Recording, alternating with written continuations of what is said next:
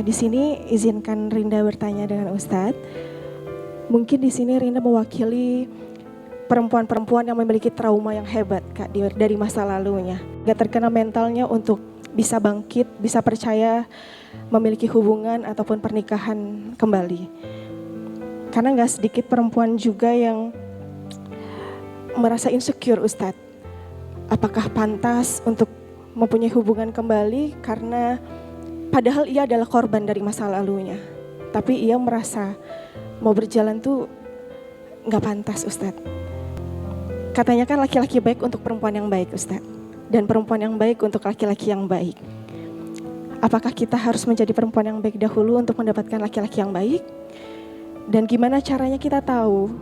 Karena kan kadang laki-laki itu di awal-awal mah kelihatannya baik-baik terus Ustadz. Gimana kita tahu bahwa laki-laki ini adalah yang beneran baik atau enggak untuk kita? Enggak sedikit di masa sekarang malah justru perempuan-perempuan yang baik yang disakiti oleh laki-laki yang kurang bersyukur Ustadz. Bukan bermaksud kami sebagai perempuan yang kufur nikmat atas ujian yang Allah kasih untuk kita, tapi mohon pencerahannya untuk Ustadz supaya kita bisa ikhlas dan ridho atas ketetapan yang sudah Allah berikan. Jazakallahu khair Ustadz. Wassalamualaikum warahmatullahi wabarakatuh. Jangan menyimpulkan satu kejadian yang menimpamu seakan-akan semua orang juga akan menyakitimu. Satu orang menyakitimu, tapi percayalah akan ada banyak kebaikan untukmu setelah engkau berlapang dan ridho menerima semua yang pernah menyakitimu. Jadi rumusnya, sikap ridho menerima itu harus kita hadirkan untuk melapangkan hati agar nanti ada hati yang baru hadir di hati kita. Kadang begini bunda sayang, jangan pernah membenci patah hati. Karena di balik patahan itu justru Allah menyiapkan cahaya untuk setiap hamba yang pernah sakit. Bunda dengan pernah disakiti doanya lebih khusyuk, betul? Bunda sayang karena pernah terluka sujudnya lebih lama, betul? Itu nikmat atau bukan?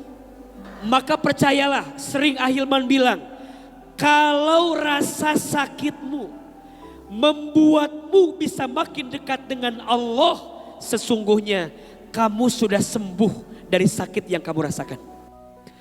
Tapi kalau rasa sakitmu karena manusia membuatmu makin benci ke manusia, membuat hatimu keras, semakin benci dan marah kepada manusia, sesungguhnya kamu hanya menyiapkan luka hati yang baru dengan perasaan yang kamu tanam di hatimu. Maka Kak Rinda, ini sudah pilihan yang tepat. Allah sengaja mematahkan hatimu bukan untuk menghancurkanmu, tapi untuk meyakinkan kepada hatimu bahwa dia bukan yang terbaik untukmu. Mohon maaf, jangan menyesali laki-laki yang pernah nyakitin kita, betul?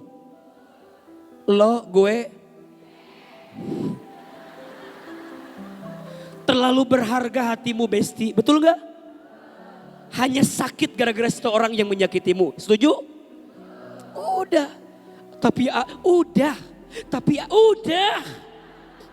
Terlalu bersih hatimu sayang untuk menyimpan nama orang yang pernah menyakitimu. Cocok?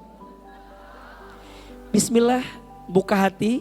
Dan tadi betul, perempuan baik akan bertemu dengan laki-laki yang baik. Bukan berarti langsung tiba-tiba baik.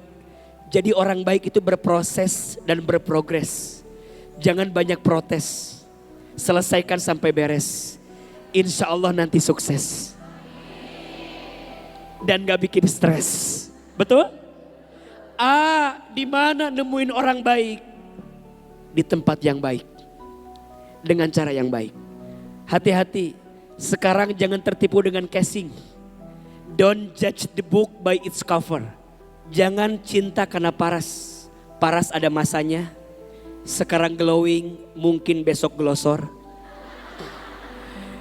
Jangan cinta karena harta, harta ada habisnya. Jangan cinta karena pangkat jabatan. Cinta pangkat jabatan ada pensiunnya. Tapi cintalah bersamanya yang membuat kita dekat dengan Allah Subhanahu wa taala. Teteh, deketin aja Allahnya. Nanti Allah deketin kita sama orang yang baik untuk kita. Kadang bukan hatimu yang masih sakit, tapi hatimu yang belum lapang menerima rasa sakit yang pernah Allah titipkan dalam hidupmu. Semoga Allah hadirkan yang lebih baik untuk banyak. Amin ya rabbal alamin.